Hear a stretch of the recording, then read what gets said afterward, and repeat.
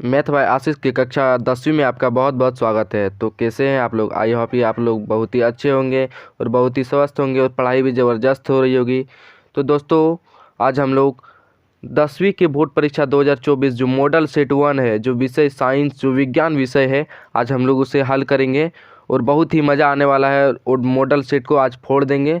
तो चलिए दोस्तों, अगर आप लोग इस चैनल पर नए हैं तो चैनल को सब्सक्राइब कर लीजिए और वीडियो को लाइक कर दीजिए और कमेंट में बताइएगा जो आपको वीडियो कैसा लगा। और ऐसे ही परीक्षा ही मॉडल सेट पूरा जो तैयारी करवाई जाएगी, तो आप लोग जुड़ जाइए मेरे साथ। और चलिए शुरू करते हैं यहाँ से। तो देखिए, प्रश्न है 31वां, हम वाहनों में उत्तल दर्पण का उपयोग पर दृश्य दर्पण के रूप में क्यों करते हैं? दोस्तों, यहाँ पे प्रश्न पूछा है वाहनों में जो शीशा या दर्पण लगाया जाता है वो उपयोग हम लोग वहाँ पे क्यों करते हैं। तो देखिए, हम लोगों ने आंसर लिखा है बहुत ही सरल तरीके से। तो चलिए इसको समझते हैं। उत्तल दर्पण का दृष्टि क्षेत्र अधिक होता है। उत्तल दर्पण जो होते हैं, दृष्टि क्षेत्र मतलब क्या होता है जानता है? जो बहुत दूर तक दिखाई देता है, दृष्टि क्षेत्र बहुत दूर अधिक होता है, जिसके कारण उत्तल दर्पण में ड्राइवर जो गाड़ी चलाते हैं, ड्राइवर अपने पीछे के बहुत बड़े क्षेत्र को देख सकते हैं। इसीलिए इसका प्रयोग वाहनों के साइड मिरर के रूप में किया जाता है। इसका मतलब समझिए, जो ड्राइवर होते हैं, सबसे पहले उत्तल दर्पण जो बहुत दूर तक दिखाई देते हैं, और इसका उत्तल दर्पण ड्राइवर जो पीछे देखने के लिए जो पीछे का साइड होता है वो बहुत बड़े बड़े क्षेत्र तक देख सकता है। इसीलिए इसका प्रयोग वाहनों के साइड मिरर के रूप में किया जाता है। आपको तो समझ में आ गया होगा। तो चलिए अगला प्रश्न की ओर चलते हैं, इसको भी समझते हैं। तो अगला प्रश्न है हम लोगों का, लेंस की क्षमता को परिभाषित करें और उसकी एसआई मात्रक लिखें। सबसे पहले समझते हैं, लेंस द्वारा आपतित प्रकाश किरण को मोड़ने की क्षमता को ही लेंस कहते हैं। लेंस की क्षमता कहते हैं। इसका एसआई मात्रक डाईऑप्टर होता है। यहाँ पे सबसे पहले इसको देखते हैं। देखिए, यहाँ जो होते हैं इस तरह ये जो लेंस जाते हैं, यहाँ पे ये जो मोड़ देते हैं, ये जो वापस कर देते हैं, ये जो क्षमता होती है इसको लेंस की क्षमता कहते हैं। इसका एसआई मात्रक क्या होता है? हाई ऑप्टर होता है। तो चलिए दोस्तों, ये भी समझ लेते हैं और अगला प्रश्न की ओर चलते हैं। अगला प्रश्न है हम लोगों का, अगला प्रश्न है, एक छात्र को अंतिम पंक्ति में बैठकर ब्लैक बोर्ड पढ़ने में कठिनाई होती है।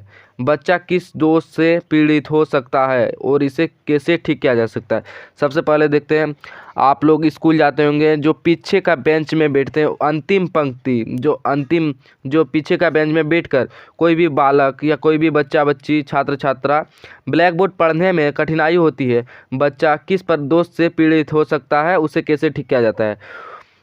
पूछ रहा है, जो कोई लड़का पीछे बैठकर या कोई लड़की पीछे बैठी हुई है, वो ब्लैक बोर्ड देखने में उसको दिक्कत हो रही है, आजू बाजू से झांक कर लिख रही है। तो सबसे पहले इस बात का ध्यान रखिए, जो उसे निकट जो सामने वाली तो दिखाई दे रहा है, लेकिन ब्लैक बोर्ड दूर होने के कारण वो दिखाई नहीं दे रहा। तो यह किस दोष से पीड़ित है और इसे कैसे ठीक किया जा सकता है? तो सबसे पहले इसको समझते हैं।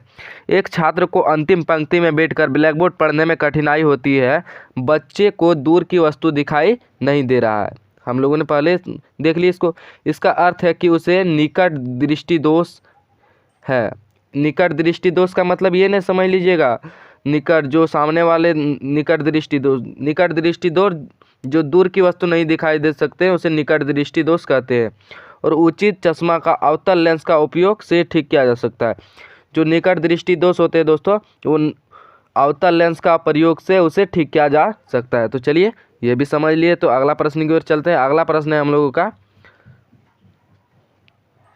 दिए गए चित्र में कौन अभिक्रिया हो रही है, अभिक्रिया का समीकरण लिखिए। तो देखिए यहाँ पे दोस्तों, 2AgCl, तो यहाँ पे देखिए 2Ag + Cl, यहाँ पे क्या हो रहा है? यहाँ पे एक है ना, पूरा एक है, पूरा एक होने के कारण भी क्या वियोजन हो रहा है? देखिए अलग हो रहा है, तो यहाँ पे क्या हो रहा है? वियोजन। और ये दे देता, ये इधर आता तो क्या होता? संयोजन होता ना। ये वियोज हो रहा है, अलग हो रहा है, और ये संयोजन अभिक्रिया, ये है वियोजन अभिक्रिया। तो यहाँ पे पूछा है कौन सा अभिक्रिया हो रहा है, तो वियोजन अभिक्रिया हो रही है। तो चलिए दोस्तों अगला प्रश्न की ओर चलते हैं। दोस्तों, आप लोग को समझ में आ रहा हो तो वीडियो को लाइक कर दीजिए और अपने दोस्तों के साथ शेयर कर लीजिए।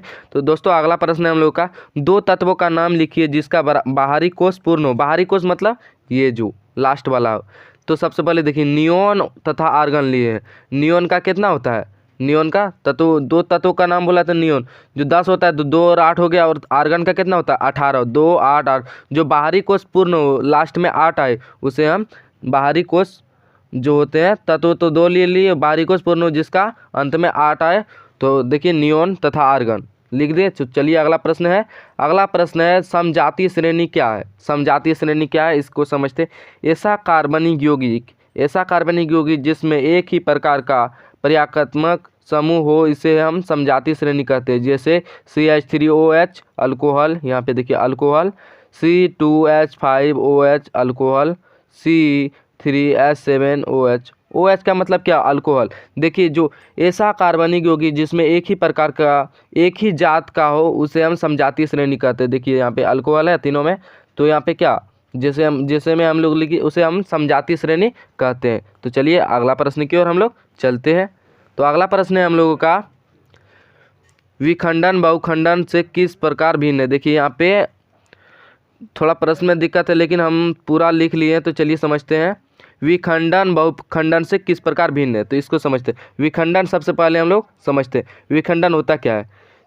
इसमें कोई जीव 2 या 2 से अधिक भागों में टूट कर नए संतति का निर्माण करता है उसे हम विखंडन कहते हैं। देखिए दोस्तों एक जीव मान लेते हैं, ये 2 भागों में या अधिक भागों में टूटकर ये अलग अलग संतति का निर्माण करते हैं, हम उसे विखंडन कहते हैं।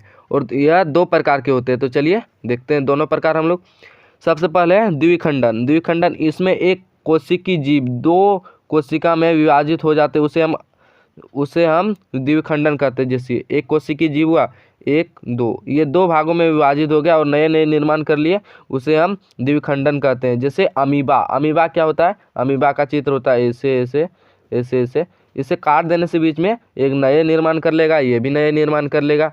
तो चलिए और हम लोग लास्ट है बहुखंडन। इसमें एक कोशिकी जीव बहुत सारे कोशिका में विभाजित हो जाते हैं। जैसे प्लाज्मोडियम, देखिए एक कोशिकी जीव इसको एक कोशिकी जीव मान लेते हैं, 1 2 3 5 जितना मन करे उतना सारे में विभाजित हो जाए उसे हम बहुखंडन कहते हैं। तो चलिए इसको हम समझते हैं। और अगला प्रश्न है हम लोगों का पर्यावरण को बचाने के लिए 5 प्रकार का आर क्या होता है। देखिए पर्यावरण बचाने के लिए सबसे पहले 5 प्रकार का आर क्या होता है। आर मतलब जैसे कि आर क्या होता है दिया है, एक वर्ड दिया है, तो पर्यावरण को बचाने के लिए 5 प्रकार का आर निम्नलिखित है। तो देखिए रिफ्यूज़ अस्वीकार करना सबसे पहले। देखिए आपको कोई प्लास्टिक का झोला दे तो आप लेना चाहेंगे नहीं, क्योंकि वो अस्वीकार कर देंगे आप लोग, क्योंकि वो पर्यावरण जो है उसे क्षति करता है।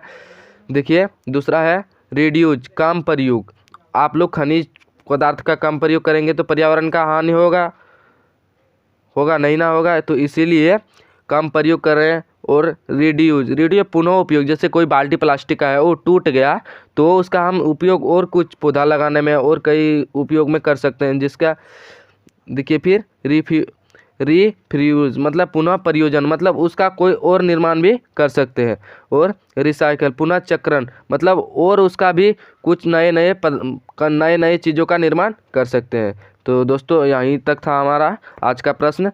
आपको यह वीडियो अच्छा लगे तो वीडियो को एक लाइक कर दीजिए, और चैनल पे नए हैं तो चैनल को सब्सक्राइब कर दीजिए और बेल आइकन को जरूर से ऑन कर लीजिए। परीक्षा तक हम लोगों का चैनल से यहाँ से पूर्ण सहायता कराई जाएगी। तब तक के लिए आज के लिए यहीं तक, मिलते हैं अगले वीडियो में। तब तक के लिए जय हिंद।